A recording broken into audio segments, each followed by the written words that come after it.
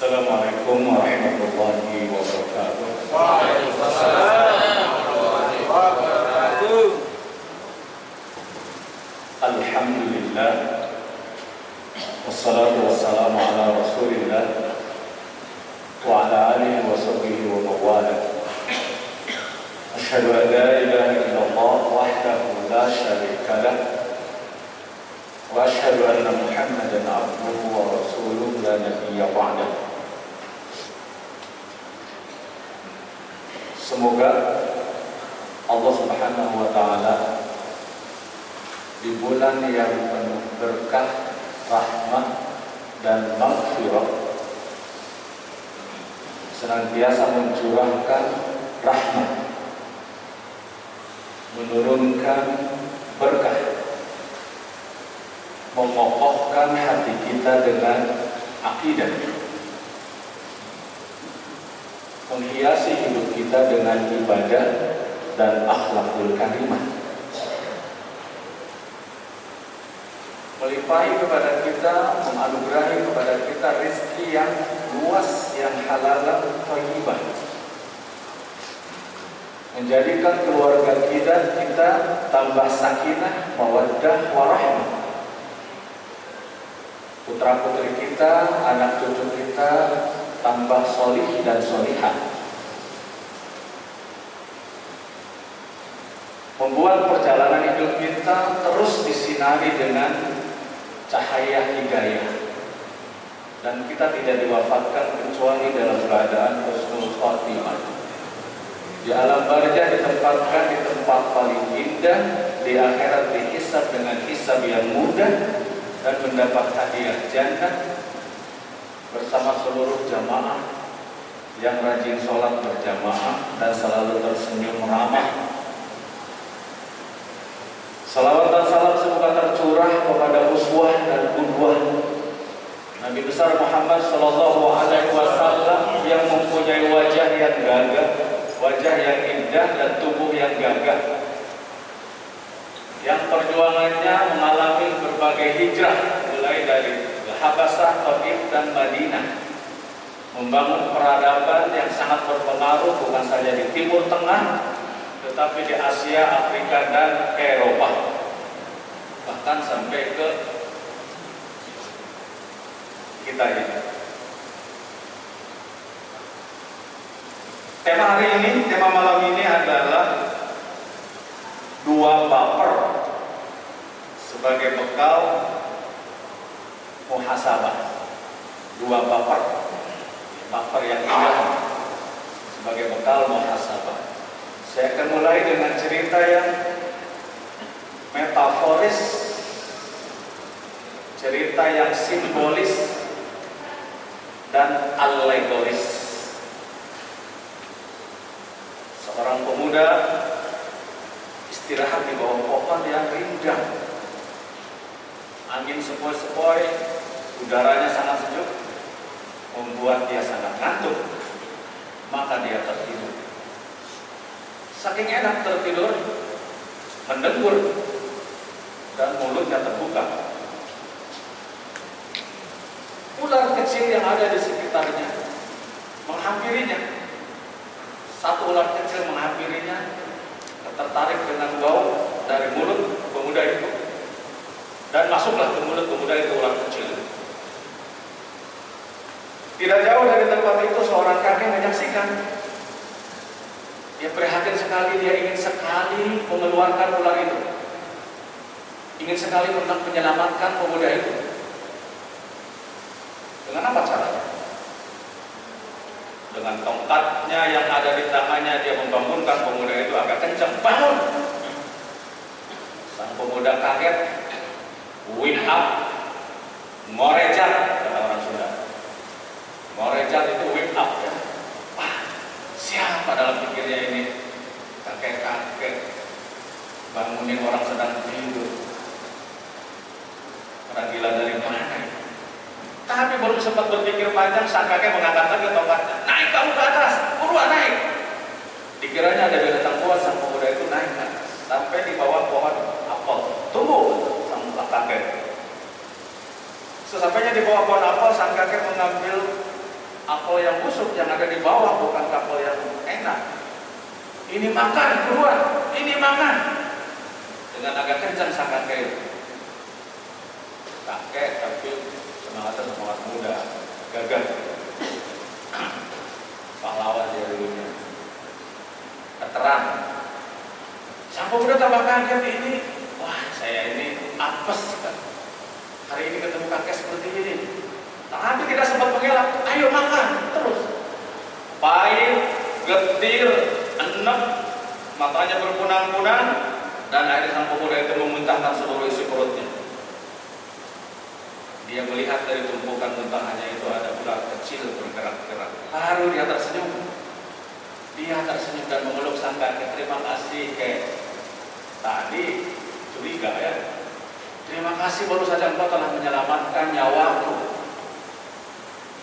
Saudara benar mata Allah, siapa pemuda itu? Pemuda itu adalah kita semua. Dan pohon itu adalah dunia yang sangat menyejukkan, yang enak. Seringkali orang yang berada di situ terlena, tertidur. Ada sebuah sabda sebetulnya dari Rasulullah itu yang sering dikutip oleh Profesor Dadang Hawari dulu zaman dulu. Manusia itu lebih banyak di dunia ini tertidur sebetulnya, lalai sebetulnya. Baru dia bangun setelah dibangunkan oleh munkar nakir. Dibangunkan, loh kok ada munkar nakir? Berarti saya pernah di dunia. Kayak begitu manusia itu sebetulnya, yang tidak jelas arah hidupnya itu. Orang yang tidak jelas arah hidupnya itu tertidur itu. Ghaflah namanya. Rajulun yadri wa yadri annahu, rajulun yadri wa la yadri annahu la yadri. Seorang yang dia tidak sadar, dia tidak ngerti, tidak paham. Namun dia juga tidak paham bahwa dia itu tidak paham. Itu ahmak. Kebanyakan manusia seperti itu. Kakek itu siapa? Ular itu siapa? Apa itu ular itu?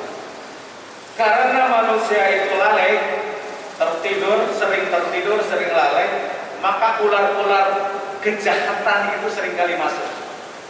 Ular itu adalah simbol dari dosa, kejahatan. Ular kecil itu masuk, kejahatan-kejahatan itu masuk kepada kita, itu karena kitanya lalai. Bukan saja lewat mulut, lewat mata, lewat telinga, lewat tangan, lewat kaki, lewat mulut.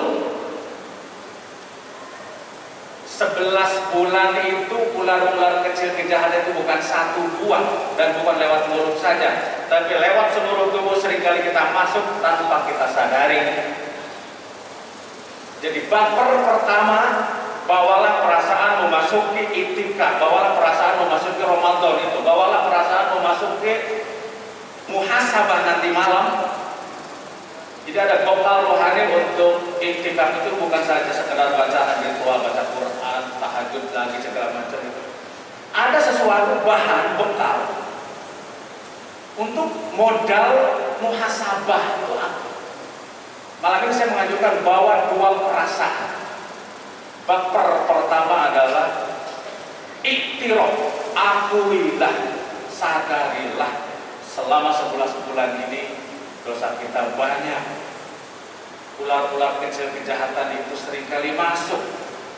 Jangan membawa perasaan sebaliknya. Saya gak ada dosa, saya gak pernah salah. Itu ujung sekali. Fala tuzakku anfusakum huwa a'lamu biman ittaqa. Jangan sekali-kali kamu merasa sudah suci. Allah tahu persis siapa orang yang bertakwa. Orang yang merasa sudah suci itu tidak akan memperbaiki lagi dirinya. Merasa sudah sampai, sudah mentok, stuck, sudah selesai, sudah mencapai kesucian. Mau diapain lagi? Gak bakalan mandi orang yang merasa bersih. Orang yang sering mandi itu, yang mensucikan diri itu, kalau dia merasa ada kotoran, saya masih bersih mah, gak usah mandi lah, masih enak. Orang merasa bersih gak mau mandi keluaran. Sama, orang yang merasa gak punya dosa itu gak mau bertobat, beristighfar, mohon ampun. Lalu kakek itu siapa? Kakek adalah bulan Ramadan. Dia datang membangunkan kita, bangun, kum fa'antir. Kita bangun. malam bangun. Disuruhnya kita mendaki oleh sang kakek, oleh Ramadan. Apa mendaki? Puasa itu pendakian, sholat tarawih itu pendakian, baca Quran itu pendakian, seluruh ibadah itu pendakian, zakat itu pendakian, semua ibadah itu pendakian. Karena itu berat. Nggak mendaki, buktinya sedikit yang di masjid, yang hafal Quran nggak banyak juga, yang tarawih maka sedikit. Itu artinya memang pendakian. Dan kita memang merasa berat kan kalau nggak maksain itu mendaki. Saum itu mendaki. Apa ada nasnya yang menceritakan bahwa kita ini mendaki? Ada. Latar kabunna tobakon an tobak. Kalian itu wahai manusia akan melalui tahapan demi tahapan dalam hidup kalian. Tobakon an tobak. Ada lagi surat Al-Balad. Falaqtahamal aqabah. Jelas kalimatnya mendaki. Mengapa kamu tidak menempuh jalan yang mendaki lagi sukar? Wa ma adrakamal aqabah. Tahukah kamu jalan yang mendaki lagi sukar itu? Faktor raqabah, membebaskan diri dari perbudakan, terutama perbudakan hawa nafsu kita sendiri. Inggris sudah pergi, Belanda sudah pulang, Jepang juga sudah kalah. Tapi apakah penjajah kita tidak ada? Tetap ada. Hawa nafsu kita sendiri yang siap menjajah kita, siap memperbudak kita. Saum adalah latihan membebaskan budak dari perbudakan. Itu mendaki. Lalu apa baper yang kedua yang harus dibawa untuk bahan muhasabah? Sebaliknya dari yang pertama, bawalah perasaan bahwa ibadah kita selama 11 bulan itu compang-camping, bolong-bolong, robek-robek, mungkin kurang nyunah, mungkin kurang khusyuk, mungkin kurang banyak, dan seterusnya. Jangan merasa sempurna, sudah banyak, gak ada lagi kesalahan. Orang yang merasa ibadahnya sudah sempurna biasanya sering melihat orang itu ibadahnya kayak begitu kan, ini kayak begitu, bid'ah tahu itu kayak begitu. Dia orang yang merasa paling sempurna, paling benar ibadahnya, kerjanya sering menjudge orang biasanya, tidak melihat ke dalam, tapi sering melihat orang lain. Naudzubillah min dzalik. Itu ujub. Seringkali kita dulu merasa benar sekali. Setelah belajar lebih banyak ternyata salah. Seringkali manusia seperti itu. Diungkapkan dalam Sakit, ditulis oleh Sunan Giri, dipopulerkan oleh Kiai Kangjeng MH Yunaju. Mungkin ini akhir dari dari foto kita. Menggambarkan bahwa kita ini harus naik, harus membersihkan diri, dan seterusnya. Lir ilir, bangun, kum fa'angdir, bangun, berilah peringatan, bangun. Tandure usumi, tanaman kamu sudah mulai tumbuh, sudah mulai tumbuh. Kita ini dari kecil berkembang, anak kita itu tanaman-tanaman kita, anak cucu. Mungkin ada yang punya sekolah, itu tanaman ya. Masjid ini tanaman, bapak-bapak, pengurus takdir, tanaman semua. Kita sudah dakwah lama, dan sudah ada mulai tumbuh generasi-generasi berikutnya, itu tanaman, tandure usumini. Tak ijo royo-royo tak sebut teman ten anyar. Ijo royo-royo itu menggambar hijau ya. Kalau tanam padi mulai tumbuh hijau kan enak melihatnya. Itu menggambarkan generasi kita sudah mulai tumbuh penuh dengan semangat. Kita melihat anak-anak cucu, kita yang punya cucu, itu kita semangat kan melihat wajah-wajah dia itu begitu semangat. Itu hasil tanaman. Tandure usumini. Kalau guru sudah murid-muridnya sudah lulus, santri-santrinya sudah pada pintar, itu tanaman. Sudah punya rumah, sudah punya kendaraan. Nah, itu achievement, itu tanaman. Tandure kusum ini. Bocah Amon, penek no blimbing kue. Ini pesannya. Siapa bocah Amon itu? Kita semua. Dalam bahasa Arab, ro'in, kullukum ro'in, setiap kalian adalah bocah Amon, pemimpin. Bocah Amon, penek no blimbing kue. Naik gitu. Nah, kan mendaki kan? Dakilah, naikilah itu blimbing itu. Blimbing itu simbol dari agama Islam. Karena kalau dibelah segi lima rukun Islam. Itu simbol kan? Daki itu Islam. Daki sholat, daki saum, daki haji, daki berdak, daki lahir. Naikilah itu. Memang berat kan? Itu mendaki. Lunyu, penekno. Meskipun sulit, licin, berat, tapi terus aja daki. Meskipun sulit, terus aja daki, jangan menyerah. Lunyu, paksakan lunyu, penekno. Untuk apa? Kare basuh dodotiro. Untuk semua ibadah itu untuk membasuh dodotiro. Dodotiro itu pakaian resmi, pakaian adat. Dodotiro. Saya kan persis lepas saja, Pak. Tapi ini simbolisasi bahwa yang dimaksud dodotiro adalah pakaian rohani kita, pakaian ketakwaan, untuk membasuh pakaian rohani kita. Daki itu Islam. Paksakan meskipun licin, daki supaya bersih dodotiro, pakaian rohani kita. Nah tadi baper yang pertama ya, bahwa pakaian rohani kita sudah compang-camping. Dodotiro, kumintir bedahin pinggir. Pakaian rohani kita itu sudah kumintir bedahin pinggir, sudah sobek-sobek, sudah bolong-bolong, sudah rusak. Selama 11 bulan pakaian rohani kita sudah compang-camping, robek-robek, bolong-bolong. Ibadah kita kurang khusyuk, kurang ikhlas, kurang banyak, boleh jadi kurang lunak. Itu namanya kumintir bedah pinggir. Renungkan itu, maka di bulan Ramadan dondomono jrumatono. Jahit kembali, rapatkan kembali, tambal kembali itu pakaian rohani kita yang sudah compang-camping itu. Inilah Ramadan saatnya menambah kembali dodotiro kita ini. Ingat saatnya. Allah memberikan 1 bulan khusus untuk menjahit dodotiro kita, yaitu pakaian rohani kita yang sudah compang-camping, yang sudah dimasuki urat-urat kejahatan itu. Kange sebo mengkosori. Untuk apa itu semua?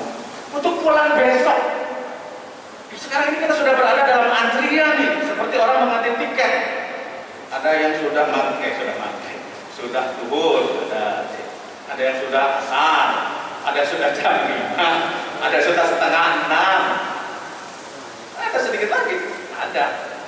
Bisa yang muda, bisa yang tua gitu. Rahasia Allah. Hanya basuh, kange sebo mengko sore. Kata orang anak muda dari Bandung itu, rek itu wae, hidup tuh mau gitu aja, gak apa-apa sih, tapi apa-apaan. Tenanaon sih, tapi nanaonan. Gak apa-apa sih, tapi apa-apaan. Itu kata saya untuk happy ya. Berapa yang pada Allah? Mumpung padang rembulane, mumpung jembar kalangan, mumpung masih sehat, mumpung masih ada uang, mumpung masih aman, kita masih banyak melakukan banyak hal. Nanti kalau udah gak sehat, sulit, uang sudah gak ada, sodako susah, udah gak aman. Mumpung padang rembulane, mumpung jembar kalangane, mumpung masih ada kesempatan, Yuk sorat gue. Itu Idul Fitri. Kalau sudah berjuang menaiki belimbing atau mendaki Islam dengan segala ibadah, dodol tiro kita, baju rohani kita sudah disucikan, wajar kalau kita merayakan kemenangan melawan setan. Sangat wajar. Perjamaah yang dirahmati Allah Subhanahu wa taala, mudah-mudahan di bulan Ramadan ini kita benar-benar dodol tiro kita benar-benar tersucikan dan kita benar-benar mempunyai bekal untuk sebo mongko sore untuk pulang ke akhirat kelak. Mudah-mudahan itu yang terjadi terhadap diri kita sehingga digambarkan sebagaimana Rasulullah menggambarkan kayaumin waladatu ummuhu, seperti bayi yang baru dilahirkan. Demikian yang bisa disampaikan. Terima kasih segala perhatian, mohon maaf segala kekurangan. Subhanallah wa bihamdihi, asyhadu an la ilaha illa anta, astaghfiruka wa atubu ilaik. Wassalamualaikum warahmatullahi wabarakatuh.